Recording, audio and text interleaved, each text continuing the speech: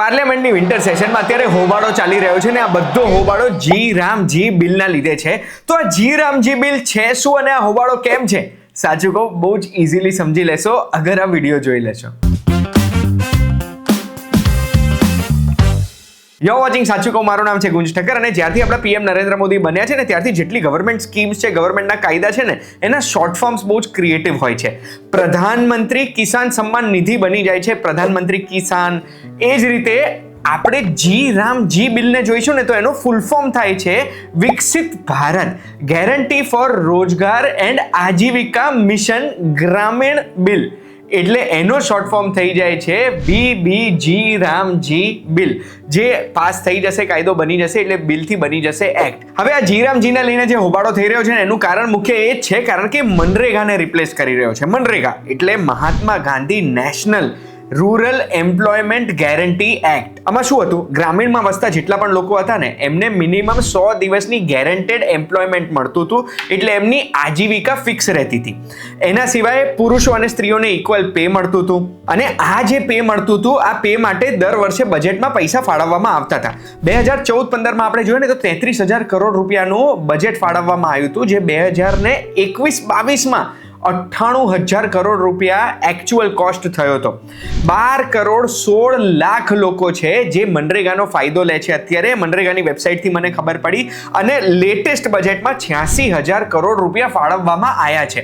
તો હવે જે આ જી રામજી બિલ પાસ થશે અને મનરેગાને રિપ્લેસ કરશે તો બંનેમાં ડિફરન્સ શું છે? તો જી રામજી બિલમાં સૌથી મોટો ડિફરન્સ એ છે કે મનરેગામાં જે મિનિમમ 100 દિવસની ગેરંટીડ એમ્પ્લોયમેન્ટ મળતું હતું ને એ જી રામજીમાં વધીને 125 દિવસ કરી દેવામાં આવ્યું છે. પુરુષો અને સ્ત્રીઓને જે સરખા વેતન મળશે એ તો બંનેમાં સરખું જ છે. એના સિવાય આ પણ સરખું છે કે જે પણ વ્યક્તિ જ્યાં રહે છે એના 5 કિલોમીટરના રેડિયસમાં જ એમને કામ આપવામાં આવશે. અગર જો દૂર આપવામાં આવે છે તો એમને ટ્રાન્સપોર્ટનો ખર્ચો અલગથી આપવામાં આવશે. પણ જે સૌથી મેજર ડિફરન્સ છે ખબર છે શું છે?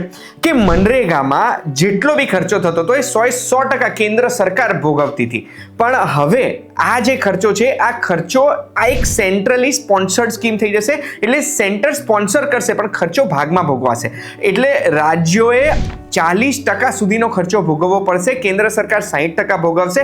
હા, નોર્થ ઇસ્ટના રાજ્યો, હિમાલય પાસેના રાજ્યો, આ બંને રાજ્યો અને યુનિયન ટેરિટરીઝ કેન્દ્ર શાસિત પ્રદેશો છે એમાં 10% સુધીનો ખર્ચો એ રાજ્ય કરશે અને 90% સુધી કેન્દ્ર કરશે. અને આ બિલમાં એક નવી વસ્તુ એ એડ કરવામાં આવી છે કે જે વર્ષના 60 દિવસ એગ્રીકલ્ચર સિઝન હોય, જ્યારે બીજ રોપણ કરવામાં આવે, હાર્વેસ્ટિંગ કરવાનું આવે ત્યારે કોઈ પણ કામ આપવામાં નહીં આવે. એનો મતલબ એ થશે કે જ્યારે કોઈ પણ ખેતરોમાં કામ હશે ત્યારે ખેતરોમાં કામ કરવા માટે ત્યાં આગળ લેબર ઇઝીલી ઉપલબ્ધ હશે. એવું નહીં થાય કે લેબર પાસે ઓપ્શન હશે કે મારે મનરેગામાં જવું કે પછી મારે ખેતરમાં કામ કરવું.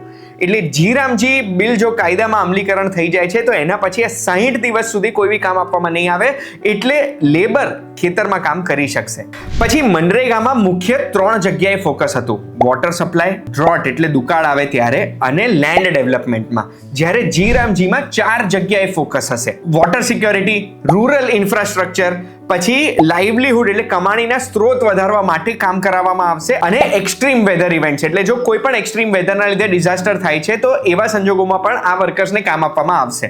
હવે ઉપરથી જોઈએ તો આ બિલમાં મનરેગા કરતા વધારે ફાયદો જ દેખાઈ રહ્યો છે. તો સવાલ એ છે કે પાર્લામેન્ટમાં ઓપોઝિશન આટલો હોબાળો કેમ કરી રહી છે, અપોઝ કેમ કરી રહી છે? તો એના પણ મુખ્ય 3 કારણો છે.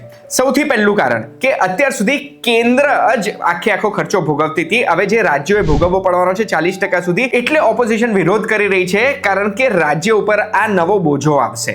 બીજું, પહેલા ડિમાન્ડ ડ્રીવન હતું, એટલે કોઈ પણ વર્કર જો એક વખત રજીસ્ટર કરાવે છે તો એ રજીસ્ટ્રેશન કરાયા પછી એમને કામ આપી દેવાનું જ હતું. પણ હવે સ્કીમ બેઝડ હશે, એટલે કામ પહેલા અનાઉન્સ થશે કે આ કામ છે અને એ પ્રમાણે વર્કરને લાવવામાં આવશે. અત્યારે બી એ તો નિયમ છે જ કે અગર જો વર્કરનું રજીસ્ટ્રેશન થઈ જાય છે તો 15 દિવસની અંદર એમને કામ નથી મળતું તો એ અનએમ્પ્લોયમેન્ટ બેનિફિટ્સ માટે પણ એ વેતન એમનું લઈ શકે છે. એટલે એમાં કોઈ ચેન્જ નથી, પણ બસ આ ડિમાન્ડ ડ્રીવન નથી, સ્કીમ ડ્રીવન છે, એ પણ ઓપોઝિશનને નથી ગમી રહ્યું. અને ત્રીજું, ઓપોઝિશનને જે નામ ચેન્જ કર્યું છે એ નામ ચેન્જ કર્યું એ નથી ગમી રહ્યું. મનરેગામાં મહાત્મા ગાંધીજીનું નામ હતું અને અત્યારનું જે બિલ છે એના શોર્ટ ફોર્મમાં જી રામજી ભગવાનનું નામ છે, એટલે કદાચ ઓપોઝિશન હોબાળો કરી રહી છે. તો આના વિશે, આ બિલના વિશે અગર તમને સમજણ પડી હોય તો કમેન્ટમાં મને જણાવજો, અને તમારે શું કહેવું છે આ નામ વિશે એ પણ મને જણાવજો. આવી માહિતી માટે સાચું કહું જોતા રહેજો. આપણે ફરી મળીશું. સબસ્ક્રાઇબ નથી કર્યું તો અત્યારે જ કરી દેજો.